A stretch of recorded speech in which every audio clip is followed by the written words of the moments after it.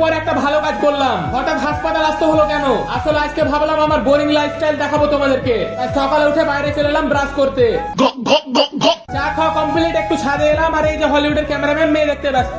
এখন একটু যোগীপুর যাবো তাই বেরিয়ে পড়লাম জেডনোসো নিয়ে। হাসপাতাল যাচ্ছি, কি কাজ করবে জানি না, বাইক এই পারে রেখে দিলাম, না হলে মামুরা ধরে কেলাবে। আমরা এলাম আর টাইটানিক নৌকাটা ছেড়ে দিল, আর একটু জন্য মিস হয়ে গেল। তারপর চলে এলাম যোগীপুর হাসপাতাল। হাসপাতাল কোনোদিন আসিনি তাই এই দিক ওই দিক দেখছি। এখন যেতে হবে হাসপাতালের সামনে জন্ম সার্টিফিকেট আনতে। এসে একটা ফর্ম দিল, এই ফর্মটা ফিল আপ করে আবার জমা দিতে হবে। এসেছি 10টার দিকে, এখন বাজছে 3টা। পেটের ভিতরে চুহা গালার বসে নেয়, লাফাচ্ছে। এখন বাড়ি যাবো আর হঠাৎ বৃষ্টি। সালা কার মুখ দেখেছে সকালে উঠেছি। বৃষ্টি থামলো, জাহাজে চেপে গেলাম আর চলে এলাম বাড়ি। বিকাল দিকে বন্ধু বললো চ কোনো দিক থেকে মেয়েটে দেখাচ্ছি, ফরচুনার নিয়ে এসেছি তাই বেরিয়ে পড়লাম। ফরচুনারে চেপে বেরিয়ে পড়লাম যোগীপুরের দিকে। 4x4 ফরচুনারে ঘুরতে হেপি লাগছে, ওপরে আবার সানরুফ। আর দুটো জিনিস আমাকে ভালো লাগে না, গার্লফ্রেন্ড যখন বলে মা আছে পরে কথা বলবো, আর গাড়ি নিয়ে যখন বেরোয় আর জ্যাম লেগে যায়, এই দুটো জিনিস আমাকে একদমই ভালো লাগে না। ব্রিজে যাচ্ছিলাম, হঠাৎ দাদু বললো বাবু একটু ঠেলে দে, তাই ঠেলে দিলাম।